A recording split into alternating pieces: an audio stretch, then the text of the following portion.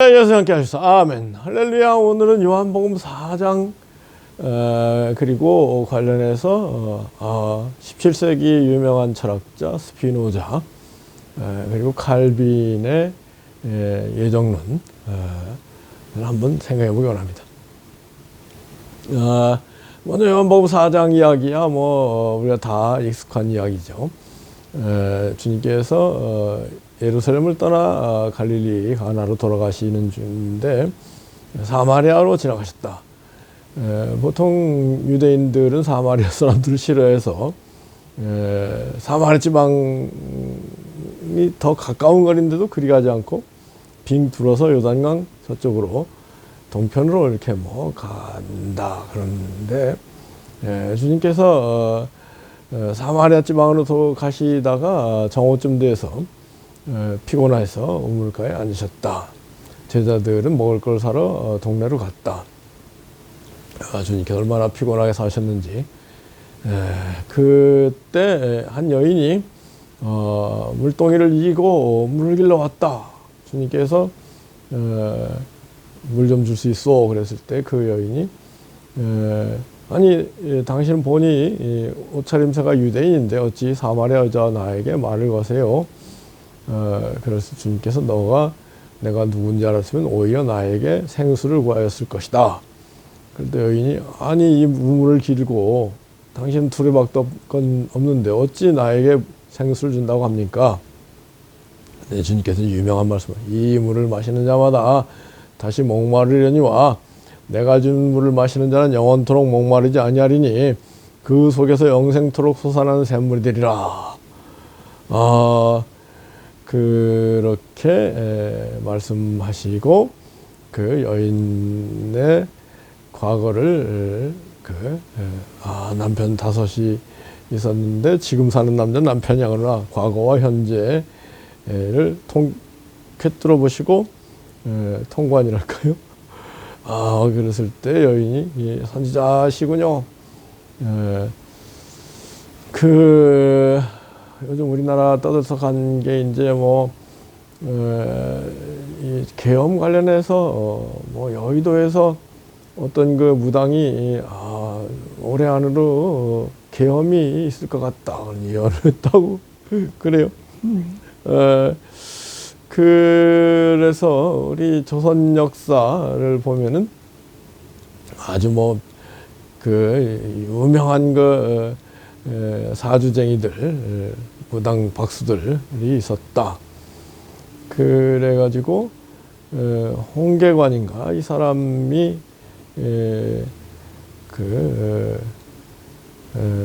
광해군 때인가요? 그 전에 이제 그 유명한 황희정승의 아들들 사주를 봐줬다든가요? 근데 그 중에 황수신, 셋째 아들에 대해서 당신은 정승까지 될 사주요. 그랬는데 황수신이 계유정론, 세조가 정난을 일으킬 때 그쪽에 가담해가지고 영의정이 됐어요. 한 50일 만에 그만뒀죠. 그랬을 때 황수신이 옛날 자기 사주를 봐준 홍계관 기특해가지고 홍계관을 불러서 칭찬을 해주고 밥 한 끼 주고 그랬지 않겠습니까? 그랬는데 그러한 소문을 들은 세조가 그랬다던가요. 홍계관을 불러가지고 상자 속에 쥐가 몇 마리냐? 너 맞히면은 상을 주고 못 맞추면은 너 혼날 줄 알아? 그랬는데 홍계관 이 사주쟁이가 쥐가 5마리 있네요. 그랬는데 실제 한 마리밖에 없었거든요. 그래가지고 세조가 에이 엉터리 하고 혼내주려고 그러는데 한 번 더 보고 싶습니다 하고 홍계관이 이렇게 들여다보니 암컷이 배가 불룩했다는 거죠. 그래서 막 새끼를 낳기 시작하는데 새끼가 4마리 나서 지가 5마리였다. 그래서 세조가 막 상을 내렸다든가. 이런 사주쟁이들, 또 무당, 신통한, 뭐 우리나라에 점치는 걸 생업으로 삼는 사람들이 20만인가 30만 된다든가요. 그래서 정치인들이 특히 하여튼 불안불안하니까 또 불안불안한 젊은이들이 가서 이제 그 돈 내고 사주도 보고 점도 치고 그러는 모양이에요. 근데 제가 강조하는 것은, 첫째, 그런 점쟁이들이 사주를 제대로 보고 미래를 제대로 예측할 수 있다면은 왜 점쟁이를 해요? 요즘은 하루 뒤에 일어나는 그 주식 관련해서 20% 오르는 종목이 있거든요. 그런 종목을 사놓으면은 금방 벼락부자 될 수 있는데, 사주쟁이 점치는 사람들이 그냥 학고방 같은 작은 점포에서 그런 걸 하잖아요. 큰 점포도 있다고 하던데. 하여튼 그래서 제가 볼 때는 이 사주쟁이들이 첫째는 쪽집게라고 해가지고 과거와 현재 일은 이렇게 신이 내려서 귀신이 힘으로 맞추는 경우가 상당히 있는 것 같다. 신점이라고 하지 않습니까? 그 다음에 장래일 경우도 이게 우리 살아가는데 일이 이렇게 저렇게 과거 현재를 미뤄보면 장래도 어느 정도 맞출 수 있는 거니까, 또 귀신이 장래일을 점지해 주는 경우도 있겠죠. 그런데 귀신의 점지가 맞는 경우보다 맞지 않는 경우가 더 많다. 장래일에 관해서는 맞지 않는 경우가 더 많다. 그러므로 대표적인 게 이제 구한말에 고종의 황후였던 민비, 명성황후가 무당에 미쳐가지고 무당을 진령군 칭호도 주고 어마어마하게 사당도 져주고, 그래서 늘 점치고 늘 굿하고 그랬는데, 민비가 정작 자기가 죽을 거를 이 무당이 뭐라 했잖아요. 무당도 그 뒤에 민비가 을미사변 때 일본 군인들한테 비참하게 처참하게 죽은 다음에 이 무당도 같이 잡혀가지고 처참하게 됐거든요. 그러니까 장래일을 어느 정도 알 수도 있지만은 결정적인 것은 모른다. 그걸 우리가 알아야 됩니다. 그러므로 이런 명리학이니 사주 그걸 명리학이라고 학문으로 높이고, 또 신들린 쪽집게 무당들을 의지하고 따라다니는 건 정말로 험한 일이다. 주님께서도 장래일에 관해서는 천재 종말이 올 것인데, 지구에 종말이 올 것인데, 그때는 언제인지 그거는 오직 아버지만 아신다. 나도 모른다 그러셨거든요. 그러고 보니까 주님께서 내가 십자가를 져야 된다, 그런 건 또 이렇게 내다보셨네요. 그래서 베드로가 3번 부인할 것이다, 이것도 내다보시고, 가룟 유다가 배반할 것이다, 이것도 다 내다보시고, 그래서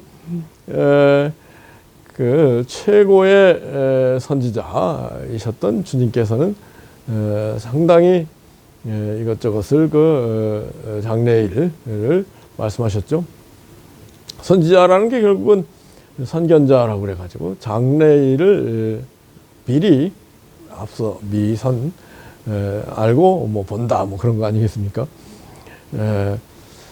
그래서 그런 세계가 조금 전에 얘기한 홍계관이 황수신, 황희정승의 셋째 아들이 정승이 될 것과 또 상자 속에 어미쥐 한 마리 속에 새끼쥐 4마리 배 속에 들어있는 것까지 이렇게 꿰뚫어보고 그런 일이 있지만은 그렇다고 해서 그 홍계관을 끝까지 뭐 이렇게 완전히 그 신뢰를 못하는 게 황희 정승의 셋째 아들 황수신도 정승이 됐지만 50일 만에 탄핵당해 가지고 그 정승에서 내려왔거든요.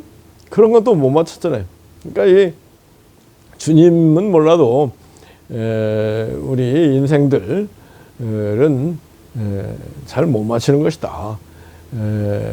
맞추기도 하고 못 맞추기도 하는 것이다. 그런 결론 내나가고 그 쪽에 의지하는 것은 참 어리석어요. 오히려 기요 진료 생명이신 예수님의 말씀에 따라서 선을 부지런히 쌓으면 선한 사람은 쌓은 선에서 선한 일이 일어난다. 악한 사람은 쌓은 악에서 악한 일이 일어난다. 그런 차원에서 늘 자기 양심을 속이지 말고 선이 착하고 바른 일이 뭔가를 찾아서 부지런히 해나가는 것. 그게 중요한 거 아니겠습니까?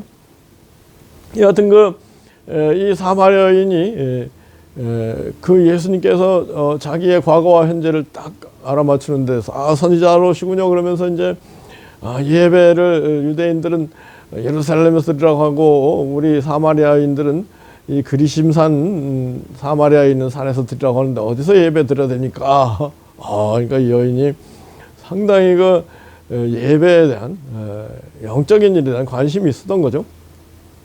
그래서 주님께서 이 산도 저 산도 말고 하나님께 예배드릴 때가 오나니 곧 이때라 예배드리는 자는 신령과 진정으로 예배를 드리냐.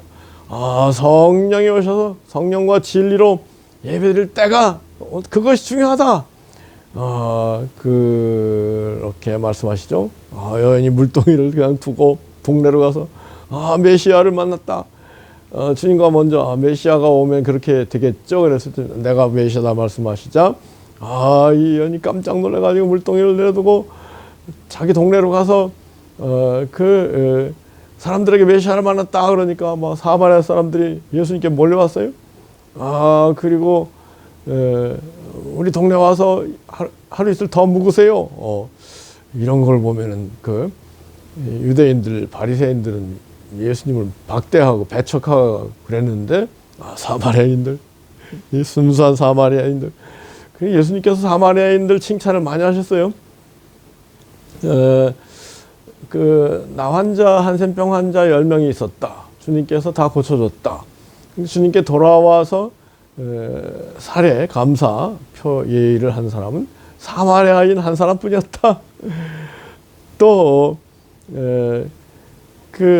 누가복음에 보면 이웃에 관해서 이웃을 사랑하라 하는 부분에 관해서 어떤 사람이 여리고로 내려가다가 강도를 만났다. 그래서 막 거의 죽게 됐는데 뭐 거룩한 제사장 레위인은 그냥 지나갔다. 그런데 사마리아인이 그 사람을 잘 돌보고 나귀에 태워서 주막에 데려다주고 주막 주인한테 혹시 내가 돈을 주면서 돈이 부족하면 돌아올 때 다시 또 메꿔 갚아주겠습니다. 얼마나 선량한 사마리아인이. 그래서 또 이제 주님께서 그 이방인에 관한 믿음을 칭찬을 하셨거든요. 뭐 제자들한테도 야 믿음이 작은 자들아, 믿음이 없는 자들아, 유대인들한테 그렇게 막 책망하시고 그랬는데 첫째는 백부장, 로마의 백부장, 장교였던 백부장이 하인 중풍에 걸렸을 때 와서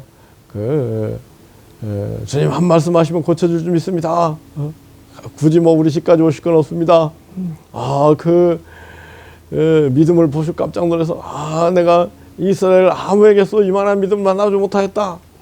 가라 내 믿음대로 될지어다. 그리고 동서로부터 수많은 사람들이 와서 천국에 앉겠지만은 이 유대인들 본백성들 하나님의 본백성들이라고 하는 이 사람들은 바깥 어두운 데 쫓겨나서 슬피 울며 이를 갈미 있으리라.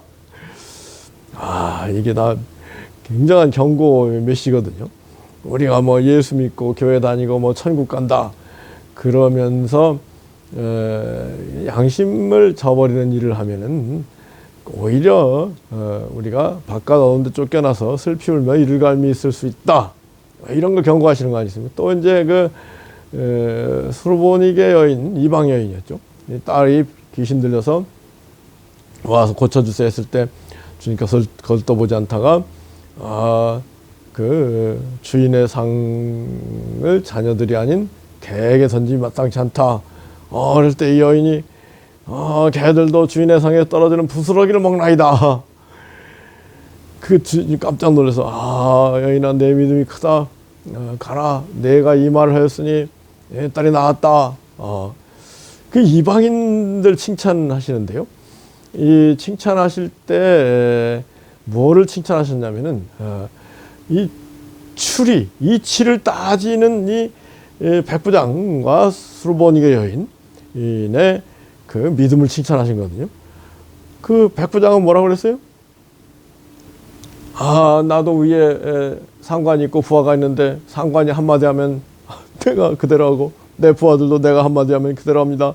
주님은 우주의 총사령관 아닙니까? 한 말씀 하시면 우리 하인이 나을 걸 믿습니다.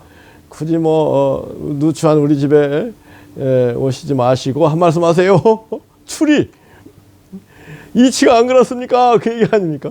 이 수르보니게 여인도 그 이치 개들한테 던지지 마땅치 않다 하셨을 때 그렇지만 개들도 주인의 상에서 떨어지는 부스러기를 먹지 않습니까? 이치.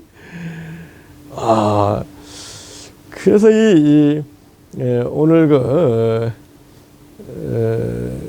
이치에 관해서 얘기를 한다면 이 스피노자라는 철학자가 17세기 화란에 1630년 태어나가지고 1170년인가 죽었죠. 근데 이제 평생 독신으로 살면서 렌지알을 이렇게 갈면서 그리고 깊이 철학적인 일들 주제를 성찰을 했는데 그 전에 이제 데카르트라는 사람이 모든 걸 의심하고 그런데 의심할 수 없는 것은 코기토 에르고 좀 나는 생각한다 고로 존재한다 이건 의심할 수 없는 거 아니냐 그걸 출발점을 해서 그러니까 이 합리론의 아버지가 이제 데카르트거든요. 이거를 전부 따져서 데카르트는 맨 처음 원인으로서 하나님이 신이 계시고 그리고 그 신으로부터 물질과 정신이 생겼다. 이 신이 처음에 신과 물질과 정신으로부터 이게 실체, 서브스탄스라고 해요. 철학에서 서양철에서 유명한데요. 그 모든 그 근본적인 원인을 찾자. 그래요. 실체.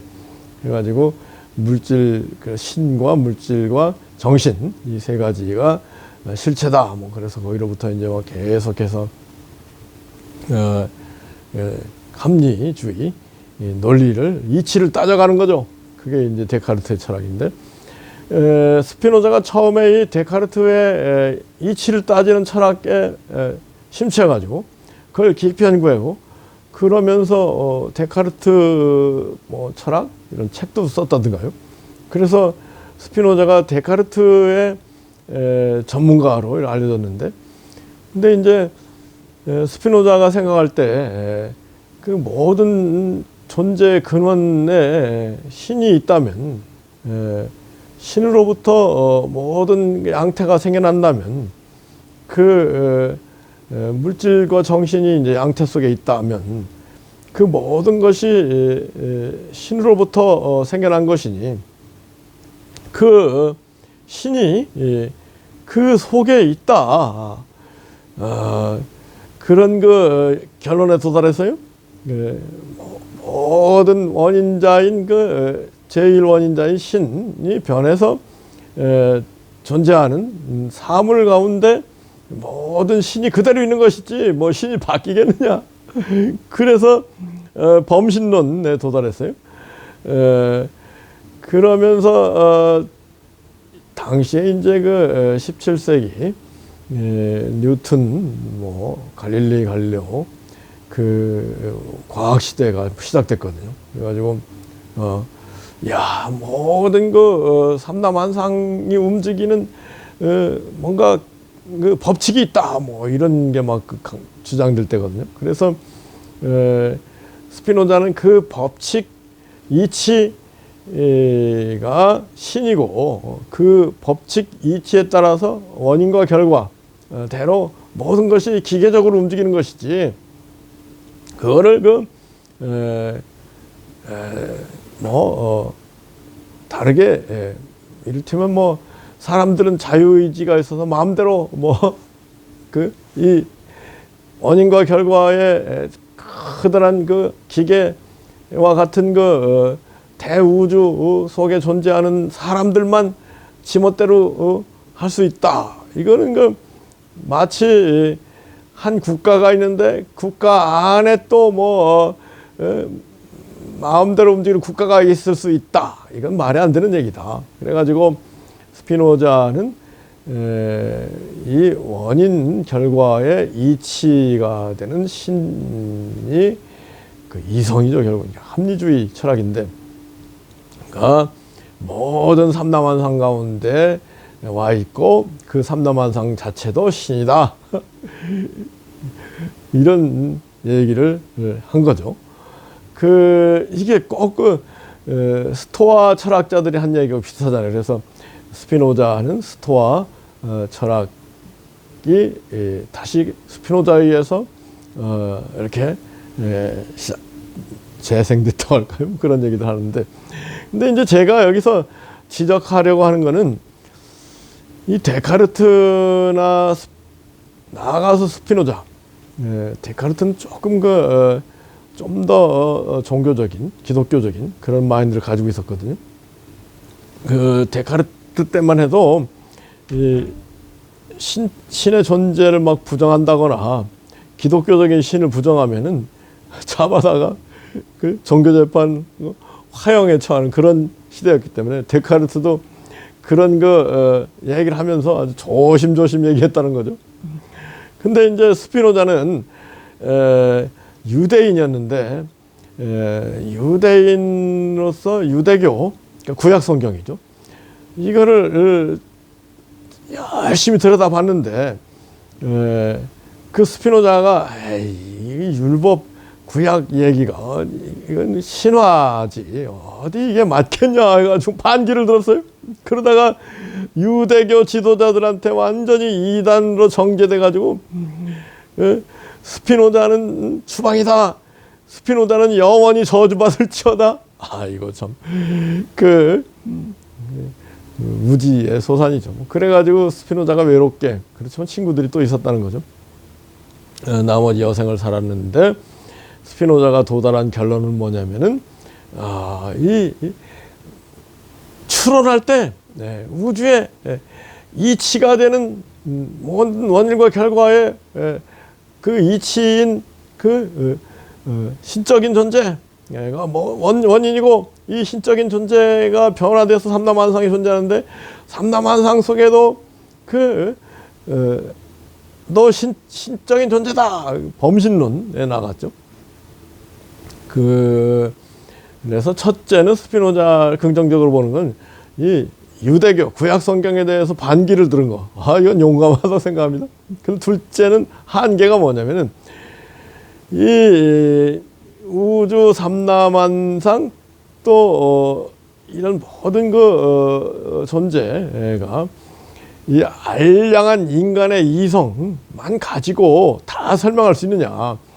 그거를 스피노자가 아주 철저하게 이렇게 저렇게 논리를 전개해서 그 유명한 스피노자 철학을 확립한 것인데, 결론은 스피노자가 그러므로 범신론에 나가고 모든 그 존재는 유기적으로 연결되어 있다. 이것도 다 그 스토아 철학과 비슷하잖아요.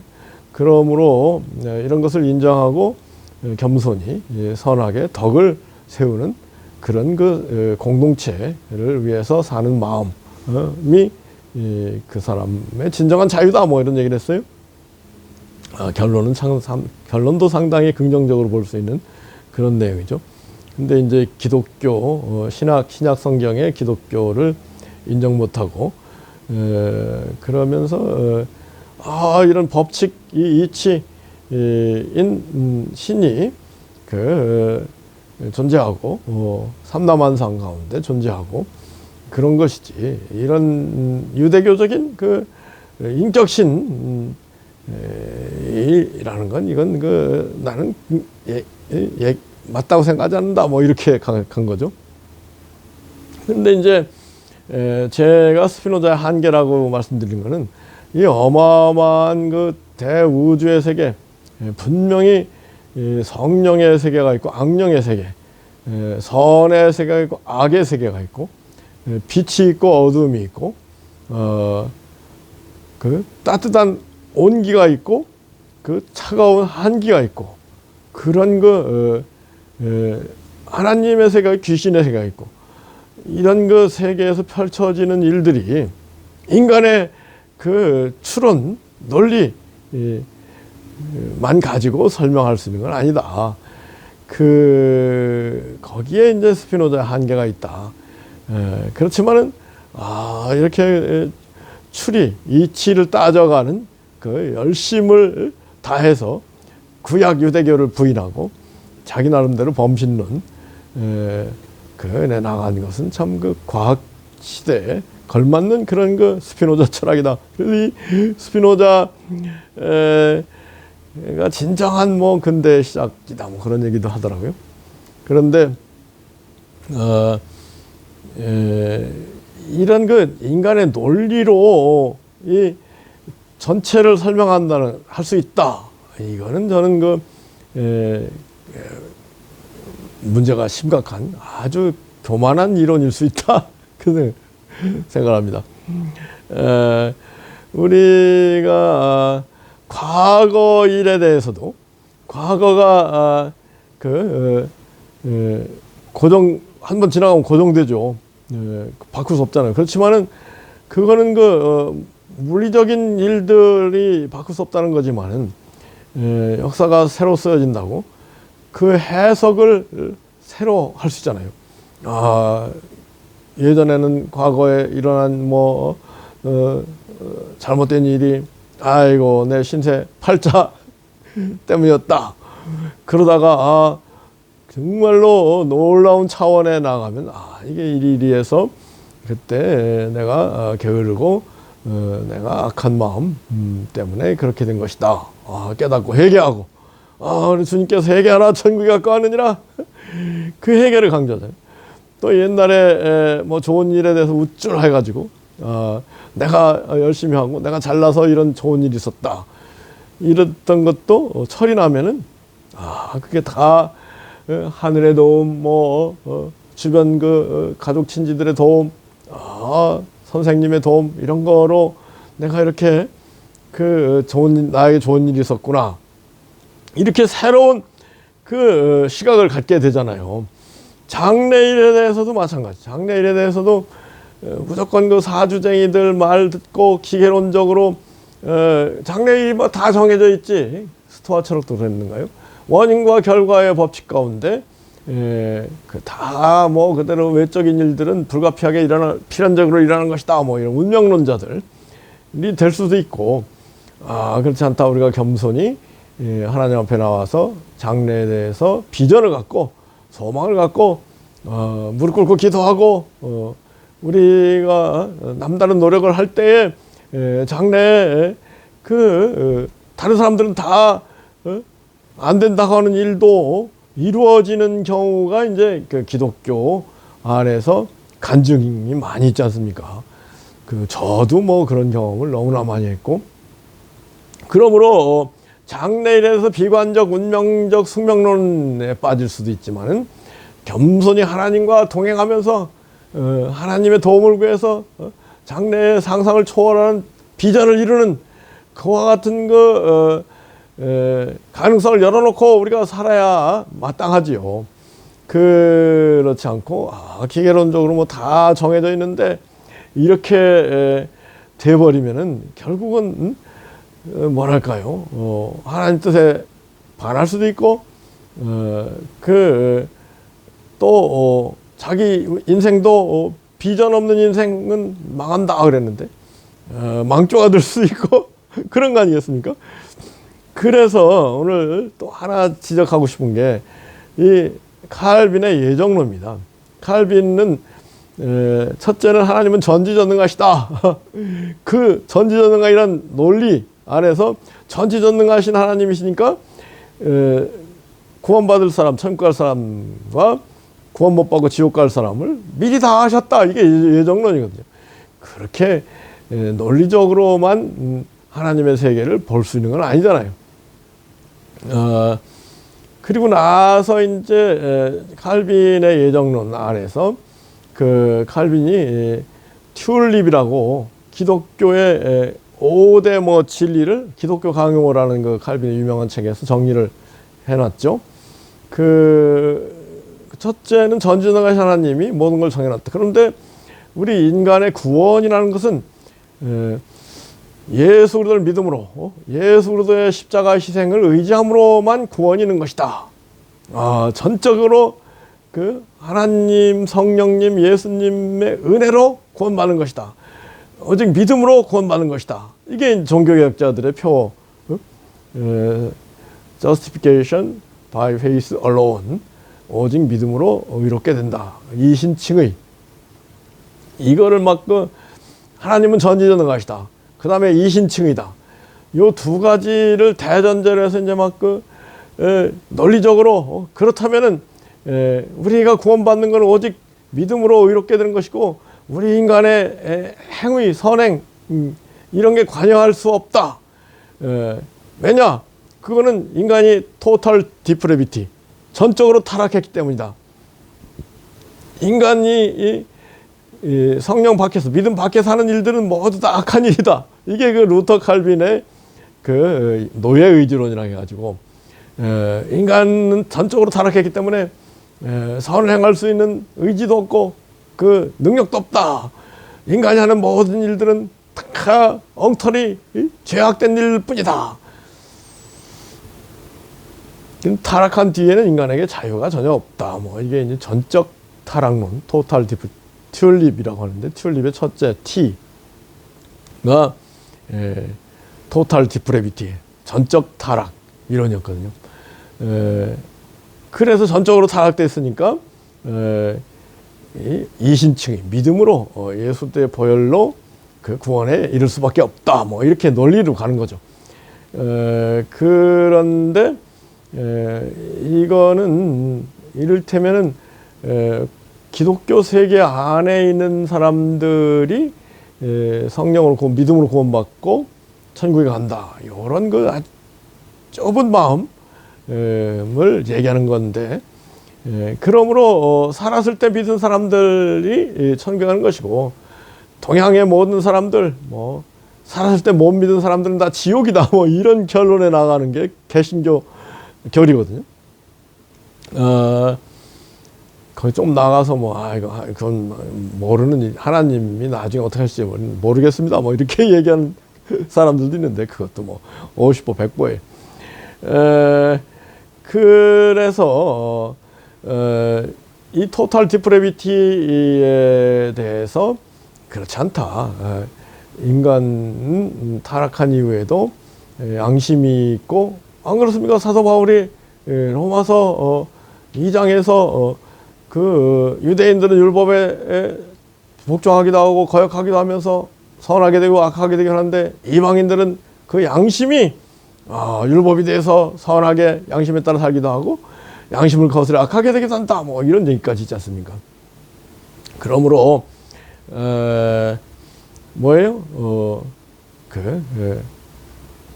비록 타락해서 인간의 힘으로는 구원에 이를 수 없지만은 정도의 차이가 있지만은 인간은 타락한 상태에서도 양심과 이성이 있기 때문에 양심과 이성에 따라서 선하게 바르게 살기도 하고 양심과 이성을 거스려서 악하고 잘못 살기도 한다.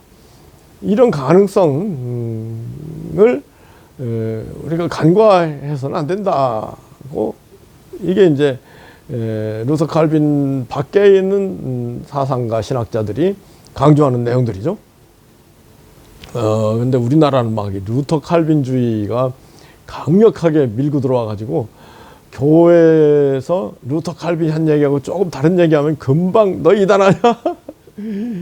아주 그래서 그 불건전한 그 부점을 제가 정리해서 오늘 말씀을 드린 거고, 이거에 관해서는 제가 인간의 자유와 운명에 관한 책을 깊이 성찰해 가지고 책을 썼거든요. 그 책에 오늘 하는 얘기들 대부분이 나와 있는데, 하여튼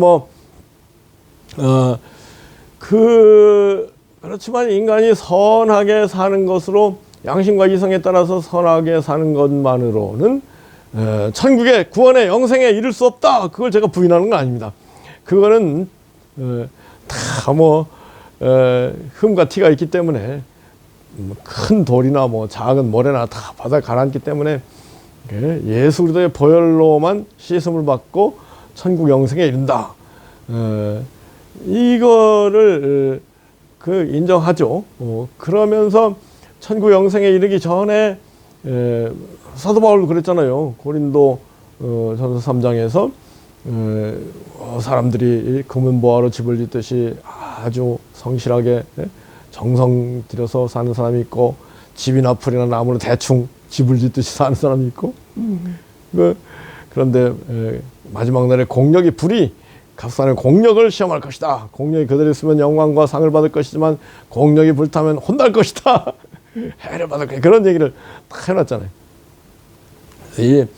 그래서 우리가 모든 게 정해졌다 이렇게 생각하고 대충 살다가 심판대 앞에 나가게 되면은 대충 산 거에 대한 책임을 엄중히 묻게 되고 겨우 구원에 이른다. 그럴 거 뭐 있어요? 우리 양심과 이성 안에서 또 성령의 조명, 비춤 가운데에서 내가 그 성령의 가르침, 예수님의 말씀에 가르침 순종해서 예수님 뜻대로 사는 금은 보배로운 삶을 살다가 주님 앞에 가야 되지 않겠습니까? 그런데 첫째 이 칼빈의 예정론은 천국 갈 사람 정해져 있고 지옥 갈 사람 정해져 있다. 어차피 천국 갈 사람은 정해져 있고 지옥 갈 사람 정해져 있다면 우리가 전도할 필요도 뭐가 있냐. 이렇게 칼빈주의자들이 상당히 가 있거든요. 말이 됩니까? 그 다음에 이제 이론적으로는 그럴듯해요. 그죠? 이론이야 전지전능하신 하나님 왜 몰랐겠냐. 그런데 하나님이 전지전능하시지만은 하나님이 인간에게 자유를 주시면서 늘 플랜 A, 플랜 B 인간이 자유를 바르게 사용해서 하나님 뜻대로 살 경우에 플랜 A, 좋은 플랜 A가 있고 타락했을 때 그 문제를 해결할 수 있는 플랜 B, 나가서 플랜 C 이런 걸 다 준비하시고 움직이시는 그 하나님이 전지전능하신 것이지. 무조건 모든 게 결정돼 있다. 하나님은 전지전능한 모든 게 결정돼 있다. 이게 이제 스피노자의 철학하고 조금 비슷하잖아요. 그건 하나님의 전지전능하심을 잘 모르는 것이다. 하나님은 전지전능하시고 진선진미하시고 지고지선하시다. 지고지선하신 하나님이 인간들을 만들 때 하나님 형상대로 하나님의 자녀가 되도록 만드셨지, 인간들을 로봇이나 기계처럼 만드신 건 아니거든요. 근데 스피노자의 철학이나 칼빈의 예정론은 기계주의, 기계론적인 그런 얘기를 잔뜩 한다고. 그래서 이제 튤립의 두 번째가 이유, unconditional salvation, 무조건적인 구원. 인간 다 뭐 토탈 디프레 완전히 타락한 존재인데 하나님의 무조건적인 구원에 따라서 우리가 구원받는 것이지 100% 하나님의 은혜로 하나님 뜻으로 구원받는 것이지 거기에 뭐 구원의 조건 어떤 사람은 뭐 이래서 구원받고 어떤 사람은 이래서 구원 그런 건 없다. 뭐 이게 unconditional salvation이거든요. 근데 요한복음 3장에 보면은 주님께서 뭐라고 하셨어요? 야, 선한 사람들은 빛을 사랑해서 빛으로 나와서 구원에 이른다. 악한 사람들은 자기가 악한 것을 한 것이 빛 가운데 오면 드러날까봐 못 나온다. 그리고 요한복음 5장에서도 그 선한 사람은 생명의 부활로 악한 사람은 심판의 부활로 나오리라. 그 선한 나무에서 선한 열매 맺히고 악한 나무는 악한 열매 맺히는데 악한 열매는 악한 나무는 찍혀 불에 지옥에 갈 것이다. 이런 그 선악이 구원의 조건이 될 수 있다는 말씀도 여기저기 많이 있거든요. 근데 그런 거 다 무시하고 막 이론 논리 전개를 해서 뭐라고 그랬어요? unconditional salvation. 이렇게 가버리는 거는 너무 이론 추리 이론 그래 치우친 것이다. 선한 추리 선한 이론을 해야지 악한 이론을 만들어 되겠습니까? 그러면서 이제 튤립의 L은 리미티드 어톤먼트라고 해가지고 리미티드 제한적인 어톤먼트라는 것은 속량, 보속, 죄를 속하는 거거든요. 이 예수 그리스도의 십자가 희생의 공덕이 모든 사람이 미치는 게 아니고 구원받기로 예정된 사람들에게만 미치고 지옥 가기로 예정된 사람들은 미치지 않는다. 이것도 완전 논리잖아요. 그런데 우리 하나님은 선하신 하나님, 모든 사람이 구원을 받고 진리라는 데 이르기를 원하시는 하나님께서 만민 구원설이라는 것도 있었거든요. 지금도 있죠 아마. 그 예수 그리스도의 놀라운 십자가 희생의 공덕이 모든 사람의 죄를 씻고 구원에 이를 수 있도록 할 수도 있다. 뭐 이런 그게 맞는다면은 이 칼빈의 얘기가 틀린 거 아니겠습니까? 하여튼 뭐 저는 그렇지만 하여튼 뭐 모든 사람이 구원받고 예수님께서 분명 지옥에 갈 사람이 있다 하셨으니까 그쪽은 아닌데 하여튼 칼빈의 튤립 이론이 이론적으로 완벽하죠. 논리로 보면 완벽하지만은 하나님의 이런 전체적인 흐름에 비춰볼 땐 완벽하지 않을 수 있다. 오히려 하나님이 갖고 계신 플랜 A, 플랜 B 이런 걸 미루어 짐작하면서 선하게 하나님을 해석해야 된다. 그래가지고 이 예정론, 이중예정론, 칼빈의 이중예정론에 대해서 반대하는 사람들은 야, 그럼 어떤 사람 하나님께서 처음부터 지옥 보내려고 만드신 하나님은 사악한 하나님이라는 거냐? 뭐 이런 얘기를 하거든요. 저는 그쪽입니다. 동양의 유물선을 믿거나 뭐 기독교를 전혀 모르기 때문에 기독교를 믿을 가능성이 없었던 사람들, 뭐 다른 서양에서도 마찬가지죠. 이런 사람들은 양심을 속이지 않고 살았다면은 최후의 심판대 앞에 섰을 때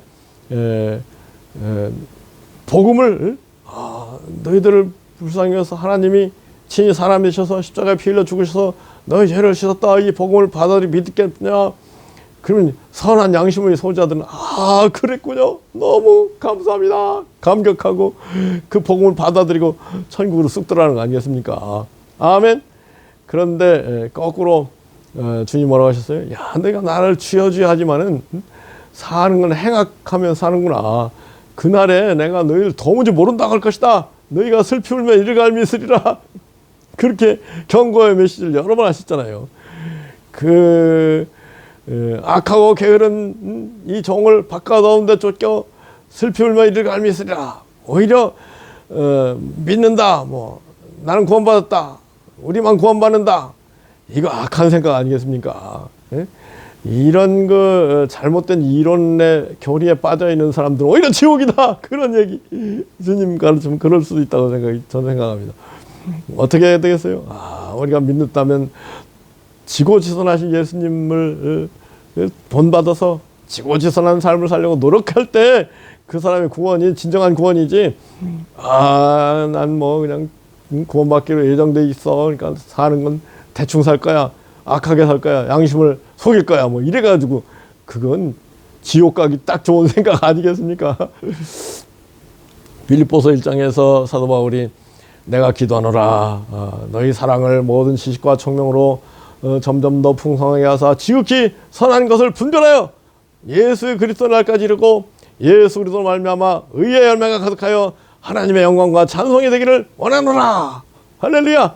지극히 선한 것을 분별해서 아주 사랑을 더 풍성하게 하자. 그런 가르침 아니겠습니까? 당연히 우리가 늘 선한 양심을 속이지 말고 부지런히 선을 행하는, 우리가 선을 행한 낙심하지 복이 아닌 때가 이름에 거두리라. 그런 거 아니겠습니까? 제가 하여튼 이 유튜브 지금은 미약하죠. 그렇지만은 나중에 열매를 거둘 때가 있을까 생각하고 부지런히 하는 겁니다. 그 다음에 이제 튤립,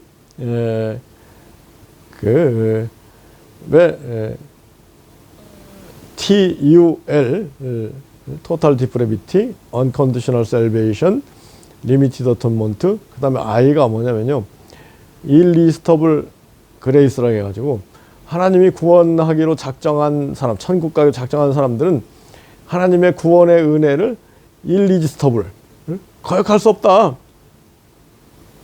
이게 이제 이론적으로는 그렇게 가야 되겠죠. 그렇지만 우리 자신을 돌보더라도 성령의 감동이 오는데도 좀 게으름 피울 수도 있는 거고, 다른 사람들도 성령의 감동이 가는데 리지스트 하다가 나중에 또 이제 회개하고 구원받기도 하고 그러는 거 아니겠습니까? irresistible grace, 그건 하나의 이론이지. 왜 irresistible grace라고 했냐면요,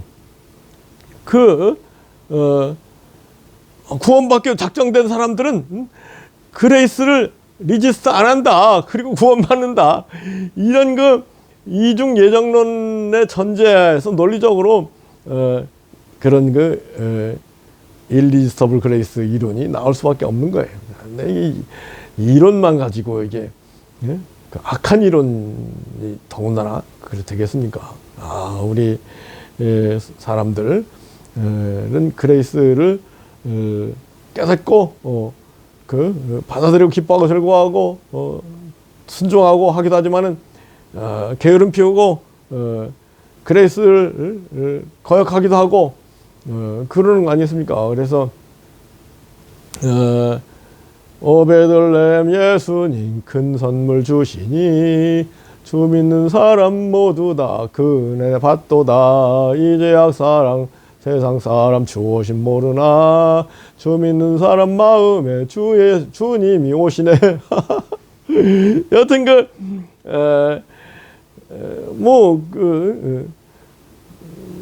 사도 베드로도 예수님을 3번 부인한 건 그레이스를 거역한 거 아니겠습니까? 또 사도 바울도 나중에 이제 내가 죄인 중에 괴수다 이런 고백을 하는 게, 사도 바울도 이런저런 실수를 많이 했기 때문에 그런 고백을 한 거 아니겠습니까? irresistible grace라는 건 그건 조금 실제도 맞지 않고 하나님의 뜻에도 맞지 않는다. 그런데 이런 거를 우리나라 개신교, 특히 장로교, 성결교, 침례교 이쪽은 철저하게, 감리교는 조금 다르죠. 순복음교 조금 다르고, 주류 기독교, 장로교, 성결교, 침례교가 주류 기독교에 속하니 이걸 철저히 믿는 쪽이니까 답답해요. 악한 논리에 빠져가지고 악한 삶을 사는 경우가 너무나, 양심을 속이는 거 너무나 많다. 그 제가 한 4, 50년 신앙생활을 하면서 이렇게 경험을 많이 했어요. 저 자신도 그런 악한 논리에 빠져가지고 게으름 피울 때가 많았다. 그래서 이것을 개혁해야 되겠다. 다시 한번 제2의 종교개혁이 있어야 되겠다. 그 심정으로 제가 이 일을 하는 거거든요. 그 다음에 이제 마지막으로 튤립, 네, P는 Perseverance of the Saints, 성도의 견인. 그레이스를 리지스트할 수 없고 성도는 끝까지 견디면서 그 믿음 안에 살고 결국은 이중 예정, 하나님이 예정한 대로 천국에 가는 것이다. 이게 Perseverance of the Saints거든요. 성도는 무조건 참을 것이다. 근데 그 실제 기독교 역사를 보더라도 아이고 베드로가 그 유명한 코바디스 너무 핍박이 심하니까 로마를 탈출하라고 할 때 주님이 오셔가지고 코바디스 주님 어디로 가십니까? 너가 버리고 가는 로마 사람들을 구원하기 내가 십자가를 다시 지기 위해서 간다. 이 코바디스 아닙니까? 그런 뭔가 실제 역사에도 맞지 않고 우리가 퍼시베런스 오브 더 세인트 늘 그렇게 인내하고 그러는 것도 아니잖아요. 못 참고 한번 화를 내기도 야단치기도 하는 건데 여하튼 이 논리를 너무 기계적으로 적용하면 이건 악한 논리가 될 수 있다. 그보다는 좀 더 성령 안에서 자유로운 부드러운 그런 마음을 갖고 모든 사람의 구원을 위해서 지금도 쉬지 않고 일하시는 우리 하나님의 마음, 선한 마음에 합당한 그런 교리를 만들어야지. 그런 거 다 무시하고 이렇게 튤립 가버리면 이건 저는 전혀 문제가 심하고, 그러니까 사람들이 게으름 피고 악하게 사는 원인이 이 잘못된 교리에 있다. 그런 걸 지적하지 않을 수 없습니다. 결론적으로 이제 다시 요한복음 4장으로 돌아가서 이 여인의 그 전도에 힘입어서 그 사마리아 사람들이 왔죠. 와서 그 사마리아 사람들이 보니까 메시아인 걸 알아보고, 이 유대인들은 예수님을 못 알아보고 너가 무슨 메시아야 늘 죽이려고 들었는데, 사마리아 사람들 알아보고 우리 동네 와서 같이 계시다 가세요. 예수님 초청하고, 정말 그래서 예수님이 며칠 머무셨죠. 그 다음에 결론이 뭐예요? 사마리아 사람들이 처음에는 내가 그 여자 사마리아 여자 내 말 때문에 우리가 예수님을 찾았지만은 지금은 예수님을 친히 보고 예수님 가르침을 친히 받고 우리가 완전히 믿게 됐다. 그런 고백을 하잖아요. 굉장히 중요한 장면입니다. 그리고 또 한 장면을 강조하지 않을 수 없는 것이 요한복음 4장 34절에 주님께서 내 양식은 나를 보내신 이의 뜻을 행하며 그의 일을 온전히 이루는 것이다. 그런 말씀하셨거든요. 그러니까 이제 제자들이 사마리아 동네 가서 먹을 걸 사가지고 왔을 때 주님께서 여자 사마리아 여인하고 얘기하는 거 보고 깜짝 놀랐어요. 감히 묻지는 왜 저런 부정한 여자하고 얘기합니까? 그런 생각을 할 수 있는데, 이 사마리아 여인이 남편 5에 지금 남자하고 떠서 아주 예쁜 여자였던 걸로 짐작할 수 있잖아요. 저런 예쁜 여자하고 저렇게 자꾸 이렇게 말씀하시는가. 그리고 먹을 거 사왔어요. 드세요. 그랬을 때 나는 이미 먹었다. 내 양식은 나를 보신 이의 뜻을 행하며 그의 일을 온전히 이루는 이것이니라. 제자들이 사마리아 여인이 먹을 것 주셨나? 그랬을 때 주님께서 아니다. 내 영적인 양식이 육적인 배고픔도 이기게 한다. 나의 양식은 나를 보내신 이의 뜻을 행하며 내가 하나님 뜻대로 이 사마리아인의 복음을 줬다. 그의 일을 온전히 이루는 것이다. 이것이 참된 양식이다.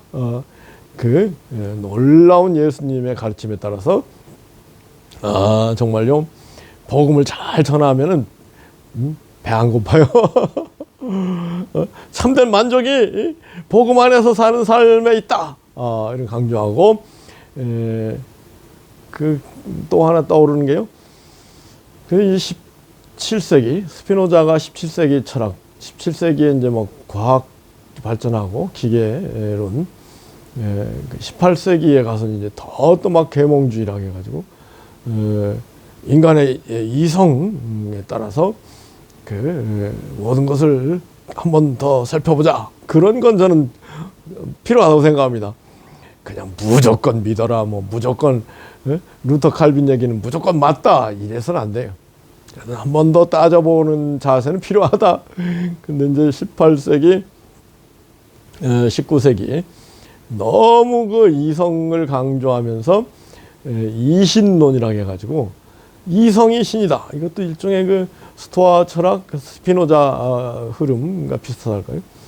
그래서 이성에 합당한 합리적인 것만 신적인 것이다. 뭐 이런 그 결론에까지 나아가고 그러면서 막 그 성경에 나와 있는 그 여러 가지 그 놀라운 기적들, 이사 이런 것들 막 부정하고 그런 일 어디 있겠어? 뭐 과학적이야 그게 비과학적이지 뭐 이런 분위기가 가서요.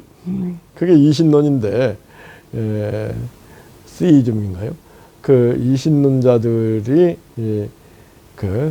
결국은 미국 독립혁명, 미국 독립전쟁 당시에 있었던 그 파운딩 파더스, 미국의 건국의 아버지들은 거의가 이신론자였다는 거예요.